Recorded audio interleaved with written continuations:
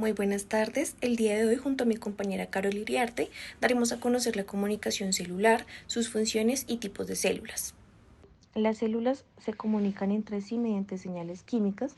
Estas señales químicas que son proteínas u otras moléculas producidas por una célula emisora, con frecuencia son secretadas por la célula y liberadas en el espacio extracelular.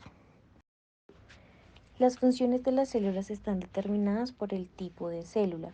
Algunas de sus funciones fundamentales son funciones estructurales, funciones secretoras, funciones metabólicas, funciones defensivas, funciones de interacción o relación, funciones reproductoras.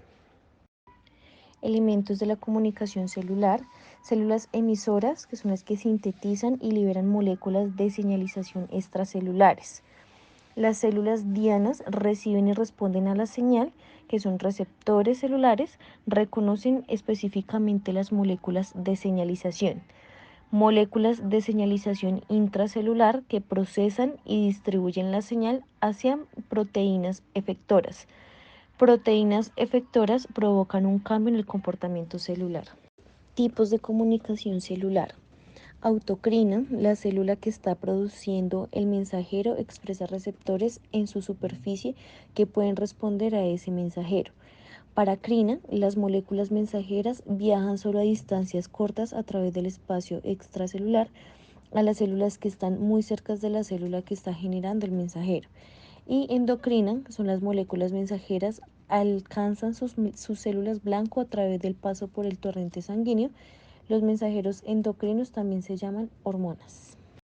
Etapas de la comunicación celular. Síntesis celular del mensajero químico como primera instancia. Segundo, la secreción del mensajero por la célula emisora. Transporte del mensajero hasta la célula blanco. Tercero, detención, recepción del mensajero, la señal, por un receptor celular, proteína. Cuarto, transmisión intracelular de la señal, transducción de señal y cambio en el estatus celular, metabolismo, expresión genética, entre otras. Eliminación, degradación de la señal, interrupción del proceso.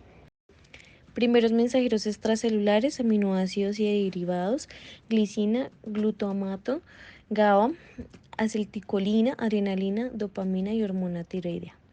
Gases como óxido nítrico y monóxido de carbono. Los esteroides derivados del colesterol regulan la diferencia sexual, el embarazo, el metabolismo de carbohidratos. Eicosanoides derivados de ácidos grasos, que son los que regulan el dolor, inflamación, alergia, fiebre, entre otros. Una gran variedad de polipéptidos y proteínas, que son los que regulan la división celular, diferenciación de la reacción inmunitaria, muerte y supervivencia de las células. Esta comunicación puede ocurrir a través de diversos mecanismos, incluidas señales químicas, eléctricas y mecánicas. Y los principales mecanismos incluyen la señalización química, en donde las células pueden liberar moléculas de señalización llamadas ligandos, neurotransmisores que unen a los receptores específicos en la superficie de otras células.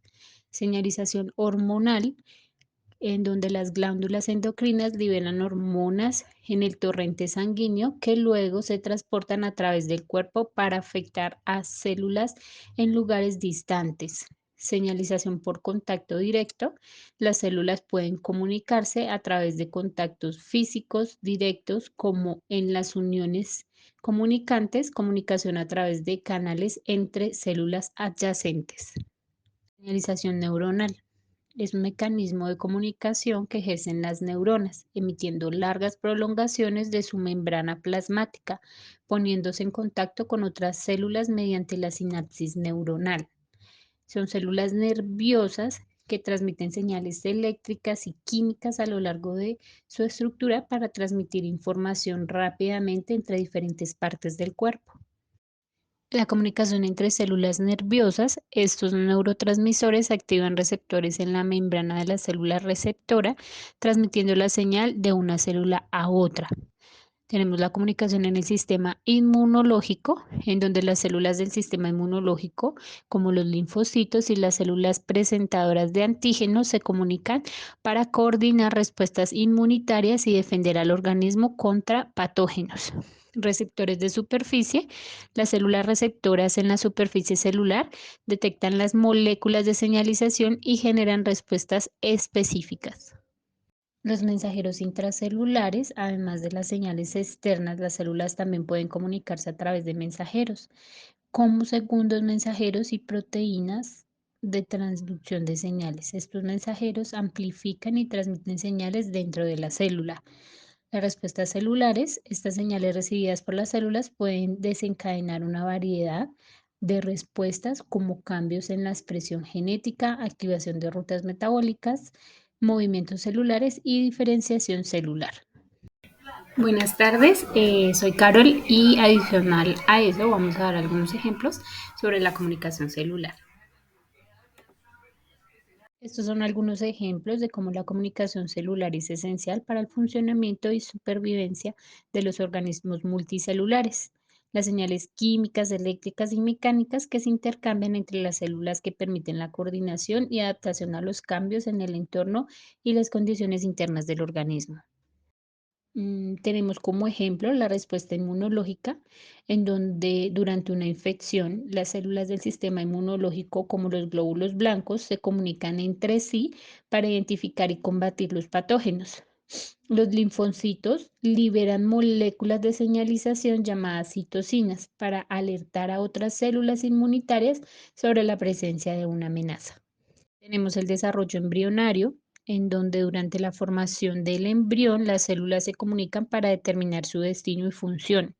Las señales químicas y las interacciones entre células vecinas guían el desarrollo de los diferentes tejidos y órganos.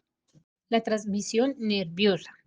Las neuronas transmiten señales eléctricas y químicas para comunicarse entre sí y con otras células, como las células musculares. Esto permite el control de funciones como el movimiento muscular y la percepción sensorial. Encontramos la regulación del azúcar en la sangre, en donde las células pancreáticas liberan insulina en respuesta a un aumento en los niveles de azúcar en la sangre. La insulina actúa como una señal para que las células del cuerpo absorban el azúcar y lo utilicen como una fuente de energía. Encontramos las células endocrinas, que son las encargadas de segregar hormonas en los vasos sanguíneos, y las células exocrinas, que se encargan de las enzimas pancreáticas en el conducto del páncreas.